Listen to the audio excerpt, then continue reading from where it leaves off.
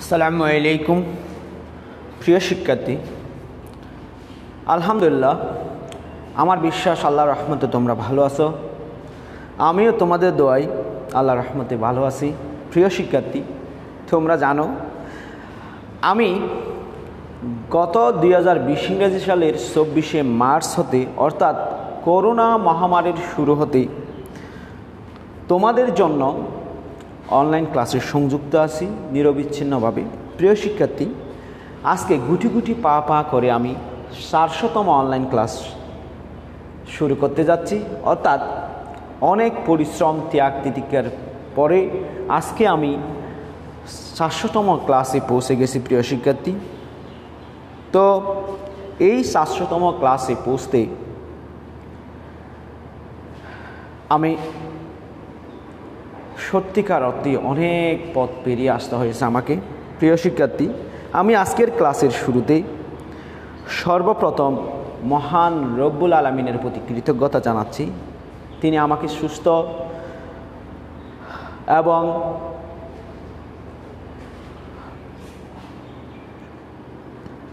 সুস্থ রেখেছেন এবং মানসিক দিক দিয়ে সামর্থ্যবান রেখেছেন বিদায় আজকে আমি তোমাদের সামনে এই 400তম ক্লাসে উপস্থিত হতে পেরেছি। প্রিয় শিক্ষার্থী, আমি সাথে সাথে আমার সেই সকল শুভাকাঙ্ক্ষীদের ধন্যবাদ জানাচ্ছি যাদের সহযোগিতা না পেলে হয়তো আমি এতদূর পর্যন্ত পৌঁছাইতে পারতেন না।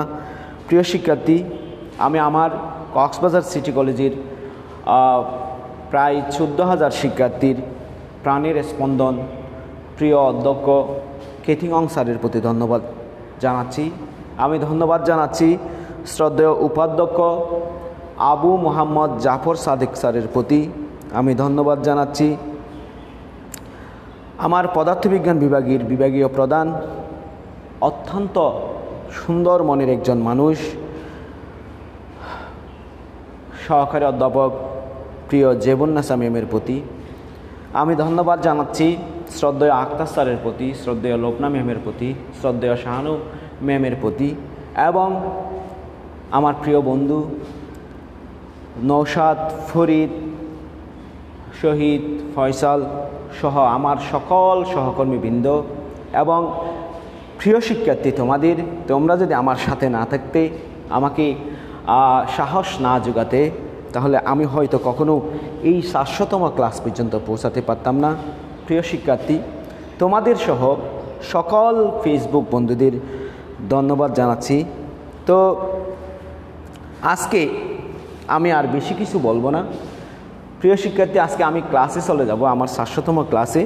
আজকের ক্লাসের প্রথম টপিকস হচ্ছে রোদের উপর তাপমাত্রার প্রভাব। দেখো, রোদের উপর তাপমাত্রার প্রভাব একদম ইজি একটা টপিকস নিয়ে আমি আলোচনা করব। এছাড়াও আরও কয়েকটা টপিকস নিয়ে তোমাদের সামনে আলোচনা করব। প্রিয় শিক্ষার্থী, আমার আলোচনার শুরুতে আমি তোমাদের প্রতি অনুরোধ রাখব, আজকের ক্লাসটা অর্থাৎ আজকের ক্লাসের লিঙ্কটা তোমাদের প্রত্যেকের ওয়ালে শেয়ার করে দাও, কারণ অনেক গুরুত্বপূর্ণ একটা টপিকস নিয়ে আলোচনা করব। তোমরা যদি শেয়ার করে দাও তাহলে তোমাদের সাথে তোমাদের সাথে থাকা বিজ্ঞান বিভাগের শিক্ষার্থীবৃন্দ বা বন্ধুবৃন্দ কী করতে পারবে, ক্লাসটা দেখার সুযোগ পাবে। প্রিয় শিক্ষার্থী, আমার জীবনের একটা স্মরণীয় দিন এটা। 700তম ক্লাস, আমি কল্পনাও করি নাই কখনো 700তম ক্লাস পর্যন্ত পৌঁছে যাব, কিন্তু আল্লাহর রহমত, তোমাদের দোয়া, প্রিয়জনদের ভালোবাসা এবং সত্যিকার অর্থে যারা সহযোগী ছিলেন তাদের সহযোগিতায় আজকে আমি 700তম ক্লাস পর্যন্ত পৌঁছে গেছি। এই 700তম ক্লাস পর্যন্ত পৌঁছতে অনেকের সমালোচনা শুনতে হয়েছে।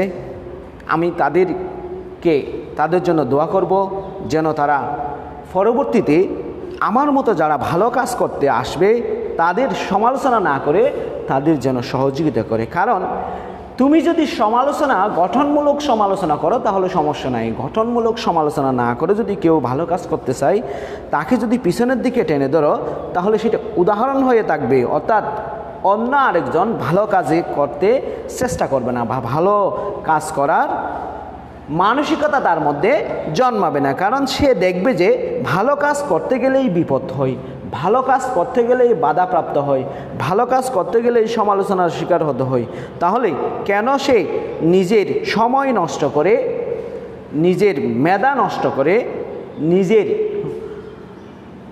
টাকা পয়সা নষ্ট করে ভালো কাজ করতে যাবে?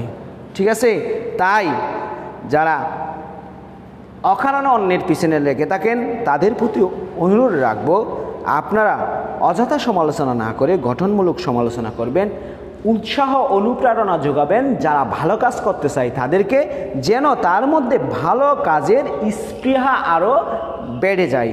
প্রিয় শিক্ষার্থী, আমি তোমাদের জন্য শুধুমাত্র একটা কথা বলে যাব, সেটা হচ্ছে যে আমি যেটা বারবার বলি, এই যে আমি 700তম ক্লাস পর্যন্ত পৌঁছে গেছি, এই 700তম ক্লাস পর্যন্ত পৌঁছাতে আমি এমনি এমনি পৌঁছাতে পারি নাই, অনেক কষ্ট, পরিশ্রম, সাধনা, অধ্যবসায় করতে হয়েছে। ঠিক আছে, তোমরাও যদি লেগে থাকো কোনো একটা কাজের পিছনে, পড়ালেখার পিছনে যদি লেগে থাকো, কোনো একটা জিনিসকে টার্গেট করে যদি লেগে থাকো, তাহলে একদিন অবশ্যই সফলতার স্বর্ণ শিখরে পৌঁছাতে পারবে। এরকম অসংখ্য উদাহরণ আছে, অসংখ্য উদাহরণ আছে। আমি জানি বেশিরভাগ শিক্ষার্থীরাই হতাশায় ভোগে, আমি পারবো কি পারবো না, আমি পারবো কি পারবো না। আমার বিশ্বাস তুমি পারবে, শুধুমাত্র সাহস রাখো, মনোবল দৃঢ় রাখো, বিশ্বাস রাখো নিজের উপর, তুমি পারবে সেটা বিশ্বাস রাখো, এবং এগুলির সাথে সাথে পরিশ্রম করো, সময়ের মূল্য দাও, সময়ের মূল্য দাও, সময়ের মূল্য দাও। কারণ তুমি যদি সময়ের মূল্য না দাও, তুমি যাই করো না কেন কোনো কিছুতেই কাজে আসবে না, কোনো কিছুতেই কাজে আসবে না। মাথায় একটা জিনিস রাখবা, আমাকে ওই জায়গায় পৌঁছাতে হবে, অর্থাৎ তোমার যে পছন্দের জায়গাটা, সেই পছন্দের জায়গাটায় অবশ্যই পৌঁছাতে হবে, এবং পৌঁছাতে হলে যা যা করতে হয় সবই করে যাবে। আমি গ্যারান্টি দিয়ে বলবো, অবশ্যই তুমি ইনশাল্লাহ পৌঁছাতে পারবে তোমার নির্দিষ্ট লক্ষ্য চূড়ায়। প্রিয় শিক্ষার্থী, এটার জন্য প্রথম এবং প্রধান কাজ হচ্ছে সময়ের প্রতি গুরুত্ব দেবা, সময়ের কাজ সময়ে করবা, অন্যজনে কি করতেছে না করতেছে সেটা দেখবে না, তুমি কি করতেছো না করতেছো সেটাই দেখবে, সেটাই ভাববে, আত্মসমালোচনা করবে। প্রতিদিন ঘুমাতে যাওয়ার আগে আত্মসমালোচনা করবে যে আমি সারাদিন কি করলাম, এবং আমি আগামী দিন তার চেয়ে ভালো কিছু কি করতে পারবো কিনা, এবং ভালো কিছু অবশ্যই করব। আজকের দিনের চেয়ে যদি আগামী দিনটা তোমার ভালো না হয়, তাহলে তোমার জীবনকে তুমি কখনো এগিয়ে নিয়ে যেতে পারবে না, সফলতার কাতারে পৌঁছাতে পারবে না। যাক, ভালো থেকো প্রিয় শিক্ষার্থী, আমি বেশি কিছু বলবো না, আমি আমার ক্লাসে চলে যাব। আমার ক্লাসের প্রথম টপিকস হচ্ছে রোদের উপর তাপমাত্রার প্রভাব। এই যে আমি 700তম ক্লাস পর্যন্ত পৌঁছে গেছি, এবং ভবিষ্যতে আরও যেন ক্লাস করতে পারি সেজন্য তোমাদের কাছে দোয়া কামনা করতেছি। ভালো থেকো প্রিয় শিক্ষার্থী। দেখো, রোদের উপর তাপমাত্রার প্রভাব। রোদ মানে জানি যে এমন একটা বৈশিষ্ট্য, কিসের বৈশিষ্ট্য? পদার্থের বা পরিবাহীর বৈশিষ্ট্য, যেই বৈশিষ্ট্য তড়িৎ প্রবাহকে ওই পরিবাহীর মধ্য দিয়ে প্রবাহিত হতে বাধা প্রদান করে। কি প্রদান করে? বাধা প্রদান করে। তাহলে বাধা প্রদান করার কারণটা কি? দেখো, আমরা জানি যে তড়িৎ প্রবাহ শুধুমাত্র ধাতব পদার্থের মধ্য দিয়ে পরিবাহিত হতে পারে। কিসের মধ্য দিয়ে পরিবাহিত হতে পারে? ধাতব পদার্থের মধ্য দিয়ে পরিবাহিত হতে পারে। এছাড়াও অর্ধপরিবাহীর মধ্য দিয়েও তড়িৎ প্রবাহিত হতে পারে, কিন্তু অপরিবাহীর মধ্য দিয়ে খুব সহজেই তড়িৎ প্রবাহিত হতে পারে না। এখন দেখো প্রিয় শিক্ষার্থী, ধাতব পদার্থগুলির মধ্যে প্রচুর পরিমাণে মুক্ত ইলেকট্রন থাকে। কি ইলেকট্রন থাকে? মুক্ত ইলেকট্রন থাকে। এখন এই মুক্ত ইলেকট্রনগুলি কখনো স্থির থাকে না, তারা কম্পমান অবস্থায় থাকে, তারা কম্পমান অবস্থায় কম্পনরত থাকে। তাহলে দেখো, যখন কোনো পদার্থের মধ্য দিয়ে তড়িৎ প্রবাহিত হয়, তখন সেই পদার্থের অণুগুলি উত্তপ্ত হতে থাকে। কি হতে থাকে? উত্তপ্ত হতে থাকে। এখন উত্তপ্ত হলে কণাগুলির কম্পন কি বেড়ে যাবে নাকি কমে যাবে? নিশ্চয়ই বেড়ে যাবে। আগে থেকেই সে কম্পনশীল ছিল, এখন যদি উত্তপ্ত হয় তার কম্পন আরও বেড়ে যাবে। ফলে তার যে একটা কি কম্পনের বিস্তার, সেই বিস্তারটা বেড়ে যাবে। ফলে অণুগুলির মধ্যে পারস্পরিক দূরত্বটা কমে যাবে। পারস্পরিক যদি দূরত্ব কমে যায়, তাহলে সেই মুক্ত ইলেকট্রন এবং পদার্থের মধ্যে যে অণুগুলি থাকে সেই অণুগুলির মধ্যে সংঘর্ষ ঘটবে। কি ঘটবে? সংঘর্ষ ঘটবে। সংঘর্ষ ঘটলে দেখা যাবে যে সেই ক্ষেত্রে প্রবাহীর তাপমাত্রা অনেক বেশি বেড়ে যাবে। প্রবাহীর তাপমাত্রা অনেক বেশি কি হয়ে যাবে? বেড়ে যাবে। এই প্রবাহীর তাপমাত্রা যখন বা পরিবাহীর তাপমাত্রা যখন বেড়ে যাবে এবং সংঘর্ষ মুহুর্মুহুর যখন সংঘর্ষ ঘটতে থাকবে, তখন তার মধ্যে দিয়ে স্বাভাবিকলি তড়িৎ প্রবাহ যেতে বাধাগ্রস্ত হবে। তার মানে আমরা দেখতেছি যে কোনো একটি ধাতব পরিবাহী যার তাপমাত্রা বেড়ে গেলে, অর্থাৎ যদি ওই ধাতব পরিবাহীর তাপমাত্রা বেড়ে যায়, তবে সেই ধাতব পরিবাহীর মধ্যে দিয়ে তড়িৎ প্রবাহ বেশি পরিমাণে প্রবাহিত হতে পারে না।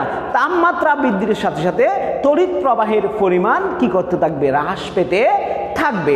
একইভাবে যদি আমি ওই ধাতব পরিবাহীটির কোনোভাবে তাপমাত্রা হ্রাস করে দিতে পারি, দেখা যাবে যে সেখানে তড়িৎ প্রবাহের পরিমাণ বেড়ে যাচ্ছে, অর্থাৎ রোধের পরিমাণ কমে যাচ্ছে, রোধ হ্রাস পাচ্ছে। অর্থাৎ আমরা দেখতেছি তাপমাত্রা বৃদ্ধি পেলে রোধ বেড়ে যাবে, আর তাপমাত্রা হ্রাস পেলে রোধের পরিমাণ কি হয়ে যাবে? হ্রাস পেয়ে যাবে। এখন দেখো প্রিয় শিক্ষার্থী, এটা তো ধাতব পদার্থের জন্য, ধাতব পরিবাহীর জন্য। আমি বলছিলাম যে ধাতব পরিবাহীর সাথে সাথে অর্ধপরিবাহীও কিন্তু কি হয়? তড়িৎ প্রবাহিত করতে পারে। কিন্তু অর্ধপরিবাহী মূলত ধাতব পরিবাহীর চাইতে একটু ব্যতিক্রম। আমরা জানি যে ধাতব পরিবাহীতে তাপমাত্রা বৃদ্ধি পেলে তার রোধকতা বেড়ে যায় বা রোধ বেড়ে যায় বা পরিবাহিতা কমে যায়। কিন্তু অর্ধপরিবাহীতে যেহেতু মুক্ত ইলেকট্রনের পরিমাণ কম থাকে, সেহেতু অর্ধপরিবাহীকে যখন উত্তপ্ত করা হয়, অর্থাৎ অর্ধপরিবাহীর তাপমাত্রা যখন বেড়ে যায়, তখন ওই অর্ধপরিবাহী থেকে কিছু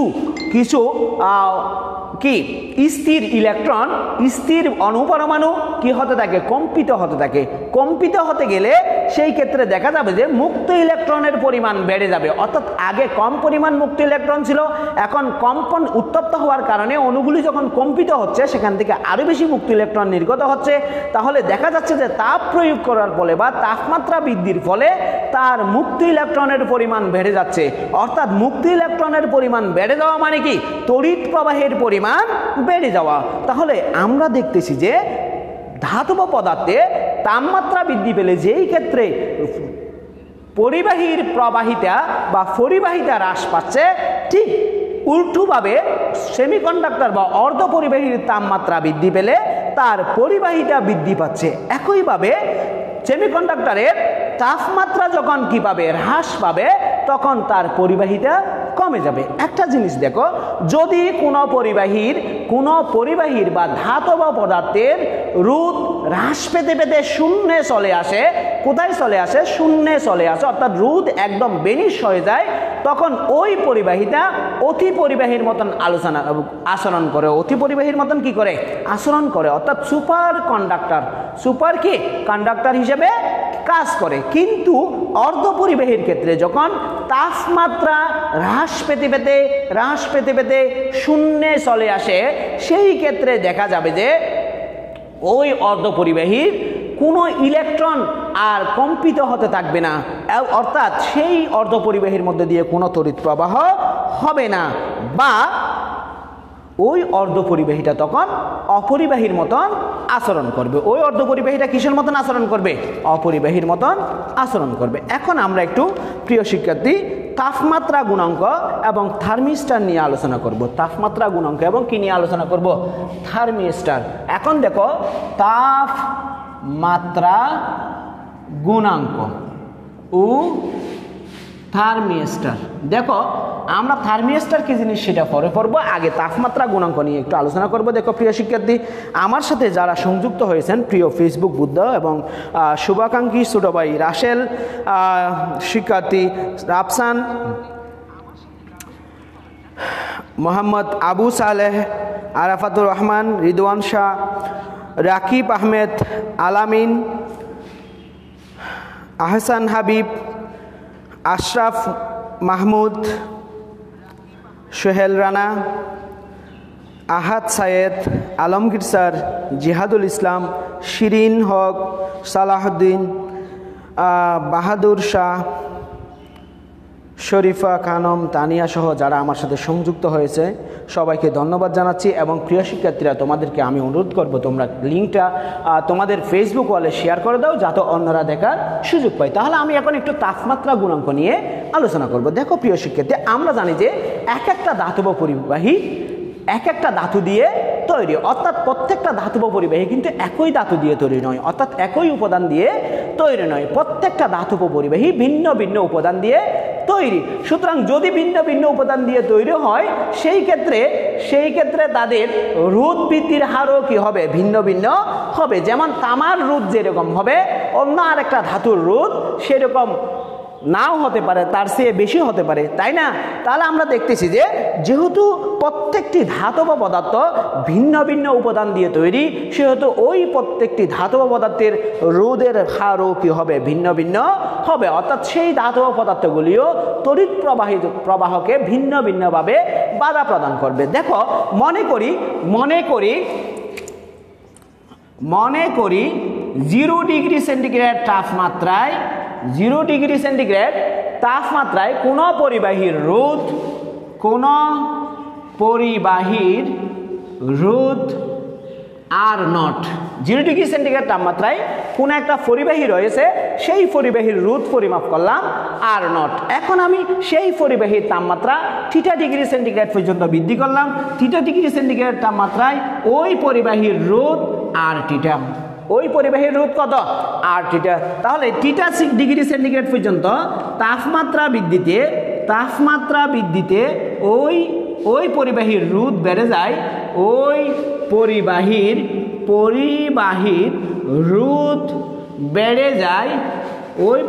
রোধ বেড়ে যায় আর থিটা মাইনাস আর নট পরিমাণ। অর্থাৎ আমরা দেখতেছি যে যেই পরিবাহীটার 0 ডিগ্রি সেন্টিগ্রেড তাপমাত্রায় রোধ আর নট ছিল, একই পরিবাহীর তাপমাত্রা যখন আমি থিটা ডিগ্রি সেন্টিগ্রেড তাপমাত্রায় উন্নীত করছি, তখন ওই পরিবাহীর রোধ বেড়ে গিয়ে আর থিটা হয়ে গেছে। এবং ওই থিটা ডিগ্রি সেন্টিগ্রেড তাপমাত্রা বৃদ্ধির জন্য টোটাল রোধের বৃদ্ধি হবে R theta minus R naught. R theta minus কি নট? R naught. এটা কিসের জন্য বৃদ্ধি পেয়েছে? থিটা ডিগ্রি সেন্টিগ্রেড তাপমাত্রা বৃদ্ধির জন্য বৃদ্ধি পাইছে। এখন দেখো প্রিয় শিক্ষার্থী, যদি কোনো একটি পরিবাহীর তাপমাত্রা 0 ডিগ্রি সেন্টিগ্রেড হতে, কোনো একটি পরিবাহীর তাপমাত্রা 0 ডিগ্রি সেন্টিগ্রেড হতে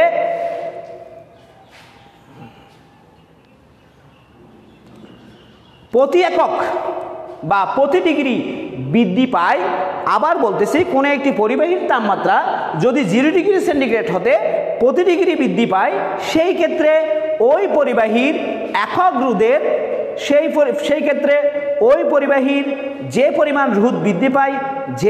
রোধ বৃদ্ধি পায় তাকে আমরা বলবো কি? ওই পরিবাহীর রোধের তাপমাত্রা গুণাঙ্ক। ওই পরিবাহীর রোধের কি গুণাঙ্ক? তাপমাত্রা গুণাঙ্ক। আমি সংজ্ঞাটা একটু লিখতেছি। দেখো, 0 ডিগ্রি সেন্টিগ্রেড তাপমাত্রার একক রোধের 0 ডিগ্রি সেন্টিগ্রেড তাপমাত্রার একক রোধের কোনো পরিবাহীর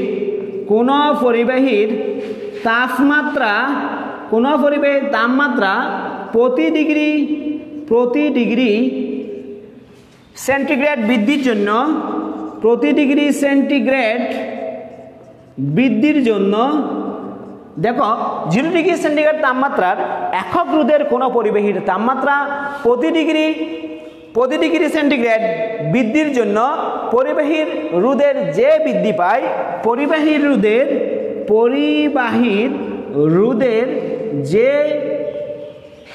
যে পরিমাণ বৃদ্ধি পায় তাকে ওই পরিবাহীর রোধের তাপমাত্রা গুণাঙ্ক বলা হয়। ঠিক আছে? তাপমাত্রা গুণাঙ্ক বলা হয়। দেখো প্রিয় শিক্ষার্থী, আমি আবার বলতেছি, যদি কোনো একটি বস্তু 0 ডিগ্রি সেন্টিগ্রেড তাপমাত্রায় থাকে, সেই ক্ষেত্রে বস্তুটির রোধ যদি 1 একক হয় এবং ওই পরিবাহীটির তাপমাত্রা যদি 0 ডিগ্রি সেন্টিগ্রেড থেকে আমি ধীরে ধীরে বৃদ্ধি করি, প্রতি ডিগ্রি করে বৃদ্ধি করি, সেই ক্ষেত্রে ওই পরিবাহীর একটা নির্দিষ্ট পরিমাণ রোধ বৃদ্ধি পাবে। ওই নির্দিষ্ট পরিমাণ রোধকে আমরা বলবো রোধের তাপমাত্রা গুণাঙ্ক। কার?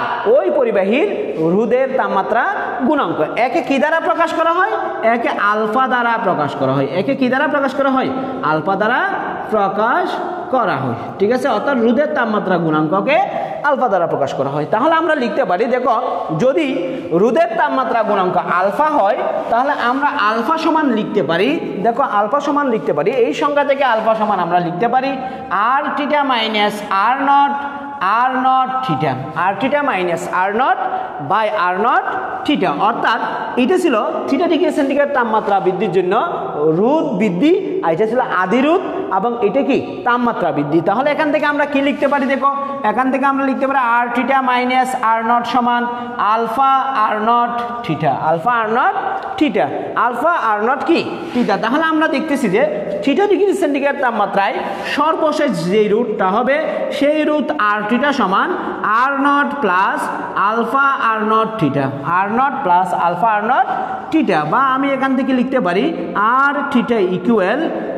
এখানে আর নটটা যদি আমি কমন নিই তাহলে 1 প্লাস আলফা থিটা। এটাই হচ্ছে থিটা ডিগ্রি সেন্টিগ্রেড তাপমাত্রায় যে রুট পাওয়া যাবে সেই রোধের সমীকরণ, যে রুট পাওয়া যাবে সেই রোধের কি সমীকরণ। দেখো প্রিয় শিক্ষার্থী, এখান থেকে আমি তাপমাত্রা গুণাঙ্কের একক বের করতে পারি। দেখো এখান থেকে যদি আমি তাপমাত্রা গুণাঙ্কের একক বের করি তাহলে আমরা দেখব যে আর থিটা মাইনাস আর নট, এটা হচ্ছে রোধের পার্থক্য।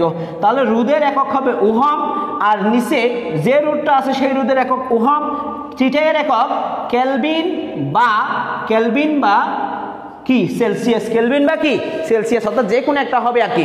যদি কেলভিন বা সেলসিয়াস হয় সেই ক্ষেত্রে আমরা পাবো এটা চলে গেলে তাহলে ফার কেলভিন অথবা ফার সেলসিয়াস অথবা কি ফার কেলভিন। তাহলে আমরা দেখতেছি যে রোধের তাপমাত্রা গুণাঙ্কের একক হবে ফার সেলসিয়াস বা ফার কেলভিন, ফার সেলসিয়াস বা কি ফার কেলভিন। এখন দেখো প্রিয় শিক্ষার্থী, তাপমাত্রা বৃদ্ধির সাথে সাথে পরিবাহীর রোধ বৃদ্ধির ধর্মকে কাজে লাগিয়ে, তাপমাত্রা বৃদ্ধির সাথে সাথে পরিবাহীর রোধ বৃদ্ধির ধর্মকে কাজে লাগিয়ে প্লাটিনাম রোধ থার্মোমিটার তৈরি করা হয়। কি রোধ থার্মোমিটার? প্লাটিনাম রোধ থার্মোমিটার। এই প্লাটিনাম রোধ থার্মোমিটার দিয়ে 3000 ডিগ্রি সেন্টিগ্রেড তাপমাত্রায় পর্যন্ত কি করা হয়? রোধ পরিমাপ করা যায়। আবার দেখো বিশুদ্ধ ধাতুর তুলনায় বিশুদ্ধ ধাতু, আমরা যে ধাতুগুলি ব্যবহার করি সেগুলি কিন্তু বিশুদ্ধ, কিন্তু এই বিশুদ্ধ ধাতুর পরিবর্তে যদি আমি সংকর ধাতু ইউজ করি, কি ধাতু ইউজ করি? সংকর ধাতু ইউজ করি, সেই ক্ষেত্রে দেখা যাবে যে সংকর ধাতুর উষ্ণতা সহগ বা তাপমাত্রা গুণাঙ্ক কম হওয়ায় উষ্ণতা সহগ বা তাপমাত্রা গুণাঙ্ক সংকর ধাতুর ক্ষেত্রে বিশুদ্ধ ধাতুর চেয়ে কম, বিশুদ্ধ ধাতুর চেয়ে কি কম। তাই আমরা রোধ বক্স তোমরা তো চিনো অবশ্যই রোধ বক্স, যারা ইন্টারমিডিয়েটে পড়ো সেকেন্ড ইয়ারে তোমরা অবশ্যই রোধ বক্স নিয়ে কি করছো? প্র্যাকটিক্যাল করছো। তাহলে রোধ বক্স শান্টও চিনো, অর্থাৎ যখন কোনো বর্তনীতে তড়িৎ প্রবাহের পরিমাণ বেড়ে যায় তাহলে ওই বর্তনীকে নষ্টের হাত থেকে রক্ষা করার জন্য ক্ষুদ্র বা নিম্নমানের রোধ বিকল্প পথ হিসেবে কি করা হয়? ব্যবহার করা হয়। বিকল্প পথ হিসেবে কি করা হয়? ব্যবহার করা হয়। তাহলে এই রোধ বক্স বা শান্ট তৈরি করার জন্য বিশুদ্ধ ধাতুর পরিবর্তে কি ধাতু ব্যবহার করা হয়? সংকর ধাতু ব্যবহার করা হয়। আশা করি প্রিয় শিক্ষার্থী তোমরা তাপমাত্রা গুণাঙ্ক কি জিনিস এবং রোধের উপর তাপমাত্রার প্রভাব আশা করি বুঝতে পারছো। এখন আমি একটু থার্মিস্টার নিয়ে আলোচনা করব। কি নিয়ে আলোচনা করব? থার্মিস্টার নিয়ে। দেখো প্রিয় শিক্ষার্থী, থার্মিস্টার কি জিনিস? দেখো আমরা জানি যে অর্ধপরিবাহী পদার্থের মধ্য দিয়ে যখন তাপমাত্রা বৃদ্ধি পায় তখন রোধ হ্রাস পায়। রোধ কি পায়? হ্রাস পায়। অর্থাৎ তাপমাত্রা বৃদ্ধির সাথে সাথে রোধের পরিমাণ কমে যায়। রোধের পরিমাণ কমে যাওয়া মানে কি? তার তড়িৎ পরিবাহিতা বেড়ে যায়। তার তড়িৎ পরিবাহিতা কি হয়ে যায়? বেড়ে যায়। আবার তাপমাত্রা হ্রাসের সাথে সাথে কি পায়? রোধ বৃদ্ধি পায়। অর্ধপরিবাহীর এই ব্যতিক্রমধর্মী বিশেষ ধর্মকে কাজে লাগিয়ে অর্ধপরিবাহীর এই ব্যতিক্রমধর্মী বিশেষ ধর্ম কোনটা? অর্থাৎ রোধ বৃদ্ধি পাবে কখন? তাপমাত্রা কমে গেলে রোধ কমে যাবে, তাপমাত্রা বৃদ্ধি পেলে এই ব্যতিক্রমধর্মী বিশেষ ধর্মকে কাজে লাগিয়ে এক ধরনের তাপ সংবেদনশীল রোধক তৈরি করা হয়। তাপ সংবেদনশীল কি তৈরি করা হয়? রোধক তৈরি করা হয়। এই তাপ সংবেদনশীল রোধককে বলা হয় থার্মিস্টার, অর্থাৎ এটা হবে এরকম,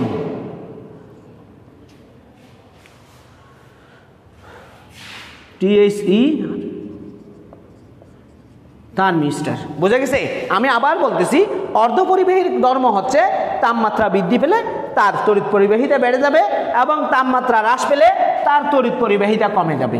এই যে ব্যতিক্রমধর্মী একটা ধর্ম, সেই ব্যতিক্রমধর্মী ধর্মকে কাজে লাগিয়ে একটি কি করা হয়েছে, এক ধরনের তাপ সংবেদনশীল রোধক বা কি তৈরি করা হয়েছে, রেজিস্টর তৈরি করা হয়েছে। এই তাপ সংবেদনশীল রোধক বা রেজিস্টরকে বলা হয় থার্মিস্টর। ঠিক আছে? এটা মূলত দুইটি শব্দের সংযোজন। একটা হচ্ছে থার্মাল রেজিস্টর, এই থার্মাল রেজিস্টর থেকে মূলত থার্মিস্টর, কি থার্মিস্টর, অর্থাৎ থার্মাল রেজিস্টরের সংক্ষেপ হচ্ছে থার্মিস্টর। আমি আবার বলতেছি, ওই যে সংবেদনশীল একটি রোধক কোন ধর্ম কাজে লাগিয়ে তৈরি করা হয়েছে, অর্ধপরিবাহীর বিশেষ ধর্ম, যেই ধর্মটা হচ্ছে তাপমাত্রা বৃদ্ধি পেলে তড়িৎ পরিবাহিতা বৃদ্ধি পায়, তাপমাত্রা হ্রাস পেলে তড়িৎ পরিবাহিতা হ্রাস পায়। এই ধর্মকে কাজে লাগিয়ে যে একটি ডিভাইস বা সংবেদনশীল রোধক তৈরি করছে, সেই ডিভাইস বা সংবেদনশীল রোধককে বলা হয় থার্মিস্টর। এখন দেখো প্রিয় শিক্ষার্থী, আমি নতুন আরেকটা টপিকস নিয়ে আলোচনা করব, সেটা হচ্ছে তড়িৎ কোষ। তোমরা ষষ্ঠ শ্রেণী থেকে তড়িৎ কোষ কি জিনিস সেটা জানো, ঠিক আছে? আমি তারপরও একটু করে আলোচনা করব তড়িৎ কোষ নিয়ে। আমি কি করব, একটু আলোচনা করব তড়িৎ কোষ বা ইলেকট্রিক সেল। দেখো প্রিয় শিক্ষার্থী, যে যন্ত্রের সাহায্যে রাসায়নিক শক্তিকে বিদ্যুৎ শক্তিতে রূপান্তরিত করা যায়, বা যে যন্ত্রের সাহায্যে রাসায়নিক শক্তি হতে তড়িৎ শক্তি উৎপন্ন করা হয় এবং তড়িৎ শক্তি উৎপন্ন করে কোনো একটি ডিভাইসে বা বর্তনীতে তড়িৎ প্রবাহ বজায় রাখা হয়, সেই বর্তনীকে আমরা বলবো কোষ, বা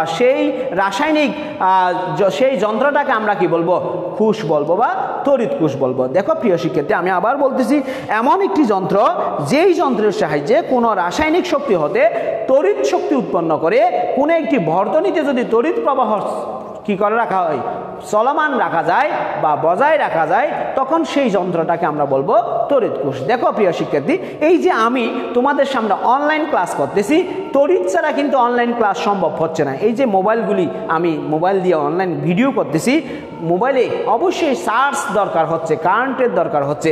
এই যে আমি মাইক্রোফোন, এই যে আমি একটা ইউজ করতেছি, এটাতেও কিন্তু কি লাগতেছে, ব্যাটারি আছে এবং কারেন্ট বা চার্জের দরকার হচ্ছে। তার মানে দেখতেছি যে প্রিয় শিক্ষার্থী, এই চার্জগুলি আসার জন্য যদি আমি কোনো যন্ত্র দিয়ে রাসায়নিক শক্তিকে তড়িৎ শক্তিতে রূপান্তরিত করি, তখন সেই যন্ত্রটাকে আমরা বলবো কোষ। যেমন মনে করো, আমাদের বাড়িতে রেডিও আমরা ব্যবহার করি, টেলিভিশন আমরা দেখি, এবং আমাদের বাড়িতে প্রত্যেকের কারো না কারো ক্যামেরা আছে, টর্চ লাইট আছে, এবং ক্যাসেট প্লেয়ার আছে বা রিমোট প্লেয়ার আছে, দেয়াল ঘড়ি আছে। আমরা সেই যন্ত্রগুলি সবগুলিতেই কিন্তু কি করি, ব্যাটারি ইউজ করি। সেই ব্যাটারিগুলি কিন্তু রাসায়নিক শক্তিকে কিসে রূপান্তর করে, তড়িৎ শক্তিতে রূপান্তর করে। রাসায়নিক শক্তিকে কিন্তু কিসে রূপান্তর করে, তড়িৎ শক্তিতে রূপান্তর করে। মনে রাখবা, প্রত্যেকটি কোষে অবশ্যই একটি কি থাকতে পারে, অভ্যন্তরীণ রোধ থাকতে পারে। সেই রোধটা কি করবে, ওই কোষের মধ্য দিয়ে তড়িৎ প্রবাহকে বাধা প্রদান করার চেষ্টা করবে।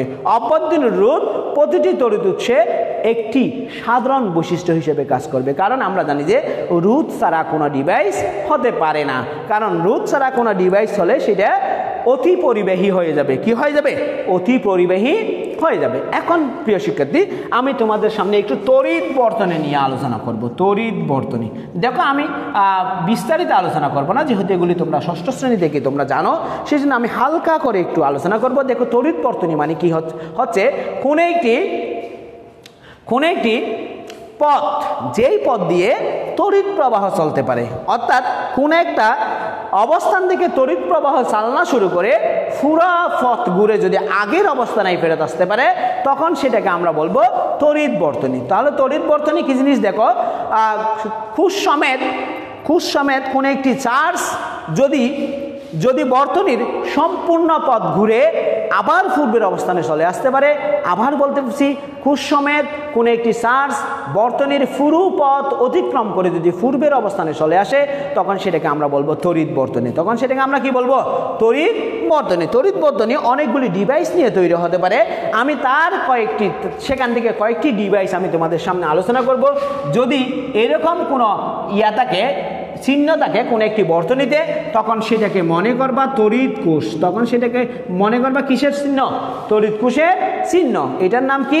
তড়িৎ কোষ। বুঝে গেছে? এটার সামনে বা পিছনে এই যে একটা প্রান্ত লম্বা থাকবে আর একটা প্রান্ত ছোট থাকবে এবং পজিটিভ নেগেটিভ লেখা থাকবে। এরপরে তুমি যদি অনেকগুলি এরকম দেখো, একসাথে অনেকগুলি পজিটিভ নেগেটিভ থাকে, তাহলে তুমি দেখবা যে যেমন এই যে এখানে আমি কয়টা দিছি দেখো, 1টা 2টা 3টা, এটা আর তখন কোষ থাকবে না, এটা তখন কি হয়ে যাবে? ব্যাটারি হয়ে যাবে। এটা তখন ব্যাটারি হয়ে যাবে। ঠিক আছে? এরপরে আছে প্রিয় শিক্ষার্থী, দেখো যদি কোনো একটি তার কোনো এক জায়গায় ঠিক এইভাবেই আছে, তখন সেটা হচ্ছে সংযোগহীন তার। এটা কি তার? সংযোগহীন তার বা পরিবাহী তার আমরা বলবো। আবার যদি মনে করো কোনো একটি তারে এরকম চিহ্ন থাকে বা এরকম চিহ্ন থাকে, তখন এগুলিকে সংযোগ তার বলবো। কি তার বলবো?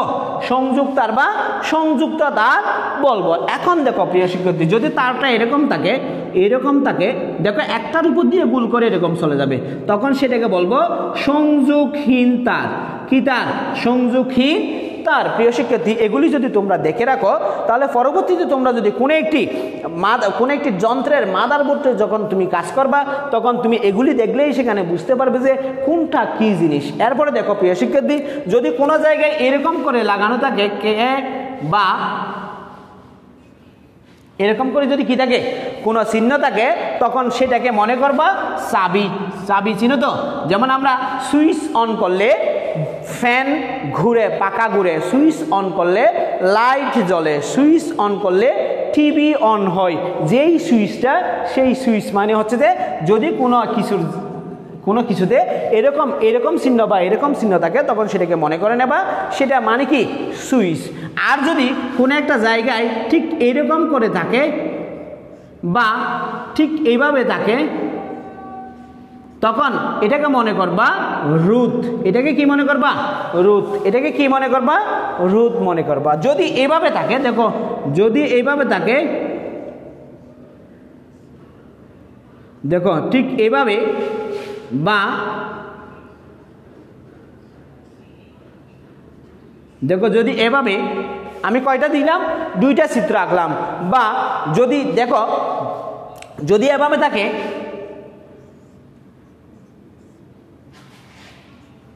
ঠিক আছে, যদি এইভাবে বা এইভাবে বা এভাবে যদি থাকে, তখন সেটাকে আমরা বলবো পরিবর্তনশীল রোধ। পরিবর্তনশীল রোধ। এই চিত্রগুলির নাম কি? পরিবর্তনশীল রোধ। অর্থাৎ কোনো ডিভাইসে যদি এই 3টা চিত্রের কোনো একটি চিত্র থাকে, তাহলে আমরা সেটাকে মনে করে নেব সেটা কি রোধ? পরিবর্তনশীল রোধ। সেটা কি রোধ? পরিবর্তনশীল রোধ হিসেবে আমরা সেটাকে চিহ্নিত করে নেব, অর্থাৎ মনে করে নেব। এরপরে দেখো, যদি কোনো জায়গায় ঠিক এরকম দুইটা সরলরেখা থাকে, এরকম 2টা সরলরেখা থাকে, তাহলে আমরা এটাকে বলবো ডিসি প্রবাহ। এটাকে আমরা কি প্রবাহ বলবো? ডিসি প্রবাহ। যদি কোনো জায়গায় ঠিক এরকম থাকবে, যদি এরকম থাকে,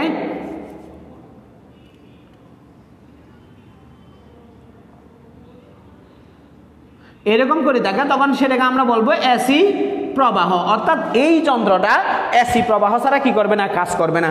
এরকম থাকলে এখানে অবশ্যই কি দিতে হবে? ডিসি প্রবাহ দিতে হবে। এরপরে যদি এরকম থাকে, দেখো যদি এরকম থাকে, এটা হচ্ছে জেনারেটর। এটা কিসের চিহ্ন? জেনারেটরের চিহ্ন। দেখো প্রিয় শিক্ষার্থী, তোমরা জেনারেটর কি কাজে ইউজ করা হয় সেটা তোমরা সবাই জানো। জেনারেটর কি কাজে ইউজ করা হয় সেটা তোমরা সবাই জানো। যদি এরকম থাকে, দেখো এটার নাম হচ্ছে মোটর। এটার নাম হচ্ছে কি? মোটরও কি কাজে ব্যবহার করা হয় সেটা তোমরা সবাই জানো। এরপরে দেখো যদি এরকম থাকে,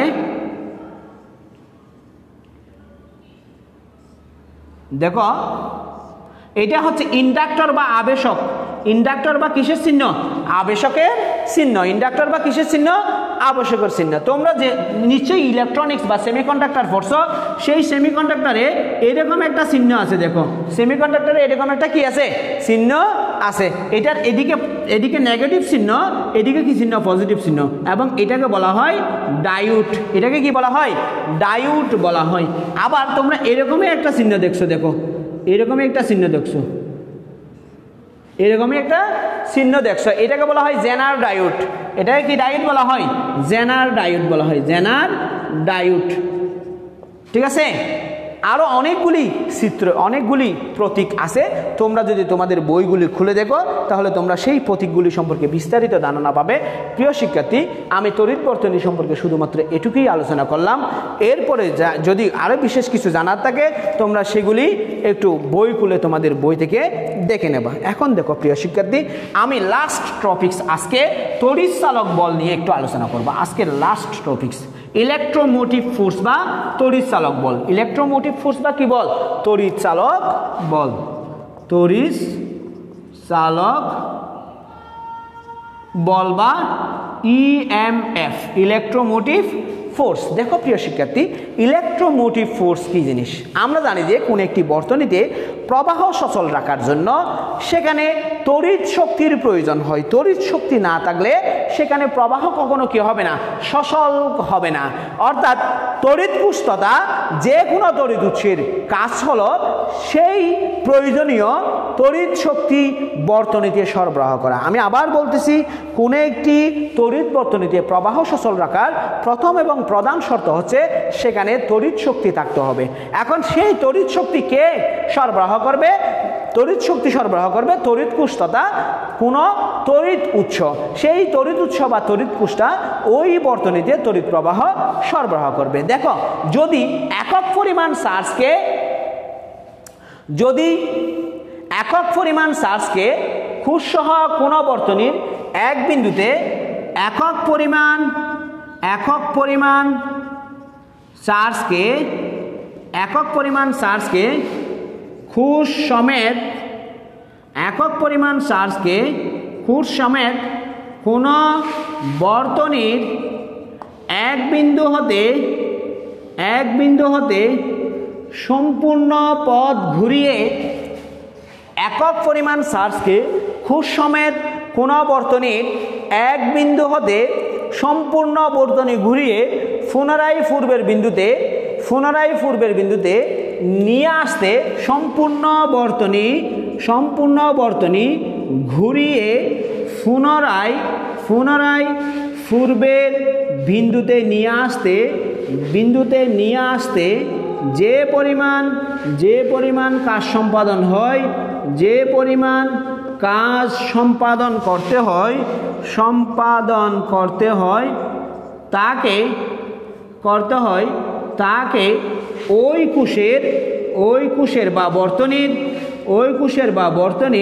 তড়িৎ চালক বল বলা হয়, তড়িৎ চালক বল বলা হয় বা ইলেকট্রোমোটিভ ফোর্স বলা হয়। আমি আবার বলতেছি, একক পরিমাণ চার্জকে খুচ সমেত কোনো বর্তনীর এক বিন্দু হতে সম্পূর্ণ বর্তনী ঘুরিয়ে পুনরায় ওই বিন্দুতে নিয়ে আসতে যেই পরিমাণ কাজ সম্পন্ন করা হয়, অর্থাৎ তড়িৎ প্রবাহ সচল রাখতে তড়িৎ কোষ যে শক্তি সরবরাহ করে তাকে ওই কোষের তড়িৎ চালক বল বলে। দেখো প্রিয় শিক্ষার্থী, তার মানে হচ্ছে যে কোনো একটি বর্তনীতে যদি আমি অবশ্যই তড়িৎ প্রবাহ সচল রাখতে চাই, সেখানে যে জিনিসটা দরকার সেই জিনিসটা হচ্ছে তড়িৎ চালক বল। তড়িৎ চালক বল না থাকলে অবশ্যই তড়িৎ প্রবাহ চলমান থাকবে না, নিরবিচ্ছিন্নভাবে তড়িৎ প্রবাহ চলমান থাকবে না। এই তড়িৎ চালক শক্তিকে ই দ্বারা প্রকাশ করা হয়। তড়িৎ চালক শক্তিকে কি দ্বারা প্রকাশ করা হয়? ই দ্বারা প্রকাশ করা হয়। এখন দেখো, যদি কিউ পরিমাণ চার্জকে পুরো বর্তনী ঘুরিয়ে পূর্বের অবস্থানে আনতে ডাব্লিউ পরিমাণ কাজ করতে হয়, সেই ক্ষেত্রে একক পরিমাণ চার্জকে পুরো বর্তনী ঘুরিয়ে পূর্বের অবস্থানে আনতে W/Q পরিমাণ কাজ করতে হবে, W/Q পরিমাণ কি করতে হবে, কাজ করতে হবে। তাহলে তড়িৎ চালক বল E সমান হবে W/Q, W/Q।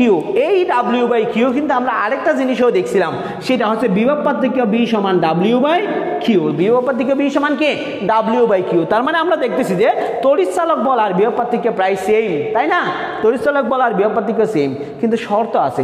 তড়িৎ চালক বল হচ্ছে পুরো বর্তনীর জন্য যেই বল সেটা হচ্ছে তড়িৎ চালক বল, আর বিভব পার্থক্য হচ্ছে ওই বর্তনীর অসংখ্য অংশের মধ্যে একটা অংশের দুই প্রান্তের বিভব পার্থক্য। ওই বর্তনীর অসংখ্য অংশের মধ্যে একটা অংশের কয় প্রান্তের বিভব পার্থক্য, দুই প্রান্তের বিভব পার্থক্য। তার মানে বিভব পার্থক্য হচ্ছে তড়িৎ চালক বলের মাত্র একটি অংশ বা একটি অংশ মাত্র। প্রিয় শিক্ষার্থী, আজকের এই 700তম অনলাইন ক্লাসে তোমরা শেষ পর্যন্ত সংযুক্ত থেকেছো বিদায়। তোমাদেরকে অন্তরের অন্তঃস্থল থেকে ধন্যবাদ জানাচ্ছি, এবং আমার যে সমস্ত শুভাকাঙ্ক্ষী আমার সাথে সংযুক্ত থেকে আমাকে উৎসাহ অনুপ্রেরণা জুগিয়েছেন, আপনাদেরকেও ধন্যবাদ জানাচ্ছি।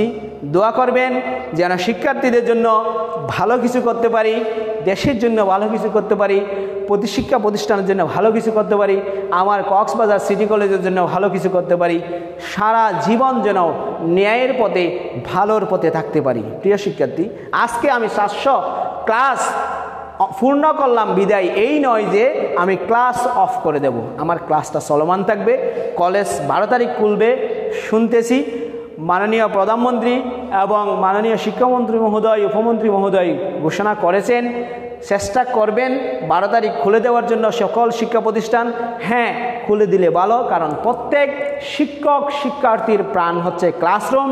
একজন শিক্ষক যদি ক্লাসে পাঠদান করতে না পারে তাহলে সেই শিক্ষকের কি কোনো কিছুতেই মন বসে না। যেমন আমার এই ক্লাস করতে করতে এমন অবস্থা হয়ে গেছে, আমি যদি প্রতিদিন অন্তত একটি ক্লাস নিতে না পারি, অনলাইনে হোক বা যেখানেই হোক না কেন, আমি রাত্রে শান্তিতে ঘুমাতে পারি না। ঠিক প্রত্যেক শিক্ষক ক্লাসরুমেই ক্লাস করাতে চান, তারা ক্লাসরুমেই ক্লাস করিয়ে মজা পান।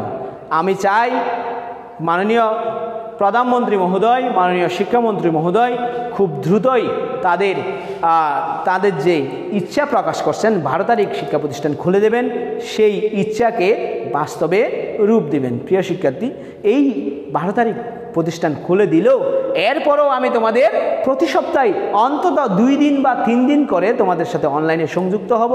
দোয়া করিও, ভালো থেকো, ভালো কিছু করো, ভালোর সাথে থাকো।